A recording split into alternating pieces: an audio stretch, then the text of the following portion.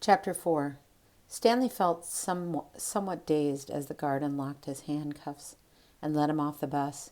He'd been on the bus for over 8 hours. "Be careful," the bus driver said as Stanley walked down the steps.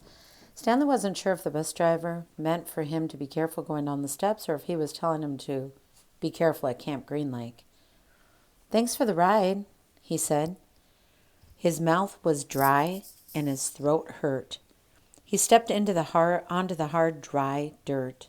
There was a band of sweat around his wrist where the handcuff had been. The land was barren and desolate. He could see a few rundown buildings and some tents. Farther away, there was a cabin beneath two tall trees. Those two trees were the only plant life he could see. There weren't even weeds. The guard led Stanley to a small building. A sign on the front said, "You are now entering Camp Green Lake Juvenile Correction Facility." Next to it was another sign which declared that it was a violation of the Texas Penal Code to bring guns, explosives, weapons, drugs, or alcohol onto the premises. As Stanley read the sign, he couldn't help but think, well, duh. The guard led Stanley into the building, where he felt the welcome relief of air conditioning. A man was sitting with his feet up on the desk. He turned his head when Stanley and the guard entered, but otherwise he didn't move. Even though he was inside, he wore sunglasses and a cowboy hat. He also held a can of soda, and the sight of it made Stanley even more aware of his own thirst. He waited while the bus guard gave the man some papers to sign. "Wow, that's a lot of sunflower seeds," the bus guard said. Stanley noticed a burlap sack filled with sunflower seeds on the floor next to the desk. "I quit smoking last week," said the man with the cowboy hat. He had a tattoo of a rattlesnake on his arm, and as he signed his name, the snake's rattle seemed to wiggle. "I used to smoke a pack a day. Now I eat a sack of these every week." The guard laughed. There must have been a small refrigerator behind the desk because the man in the cowboy hat produced 2 more cans of soda.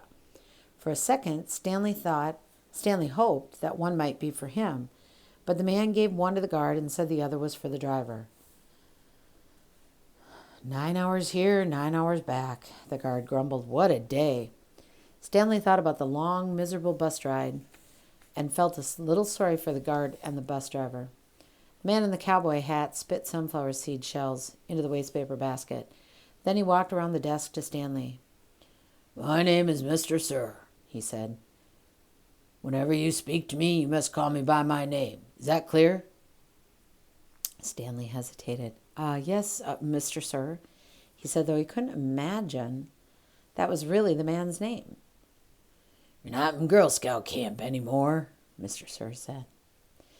Stanley had to remove his clothes in front of Mr. Sir, who made sure he wasn't hiding anything. He was then given 2 sets of clothes and a towel. Each set consisted of a long-sleeve orange jumpsuit, an orange T-shirt, and yellow socks. Stanley wasn't sure if the socks had been yellow originally. He was also given white sneakers, an orange cap, and a canteen made of heavy plastic, which unfortunately was empty. The cap had a piece of cloth sewn onto the back of it for neck protection. Stanley got dressed. The clothes smelled like soap. Mr. Sir told him he would wear 1 set of work to work in and 1 set for relaxation. Laundry was done every 3 days. On that day, his work clothes would be washed. Then the other set would become his work clothes, and he would get clean clothes to wear while resting. "You're to dig 1 hole each day, including Saturdays and Sundays. Each hole must be 5 feet deep and 5 feet across in every direction. Your shovel is your measuring stick. Breakfast is served at 4:30 a.m. Stanley must have looked surprised because Mr. Sir went on to explain that they started early to avoid the hottest part of the day. "No one's going to babysit you," he added. "The longer it takes you to dig, the longer you'll be out in the sun. If you dig up anything interesting, you're to report it to me or the other counselor. When you finish, the rest of the day is yours." Stanley nodded to show he understood. "This isn't Girl Scout camp," said Mr. Sir. He checked Stanley's backpack and allowed him to keep it. Then he led Stanley outside into the blazing heat.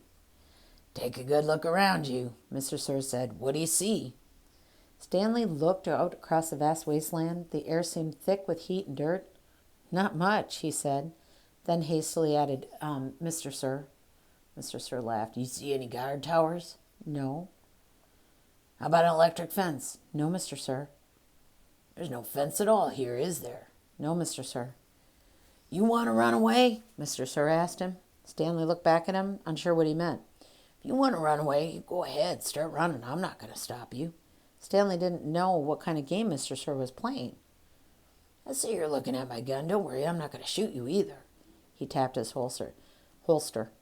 This is for yellow-spotted lizards. I wouldn't waste a bullet on you. I'm not going to run away, Stanley said. Good thinking, said Mr. Sir. Nobody runs away and gets away from here. We don't need a fence. Know why? Because we've got the only water for about 100 miles. You want to run away? You'll be buzzard food. In 3 days.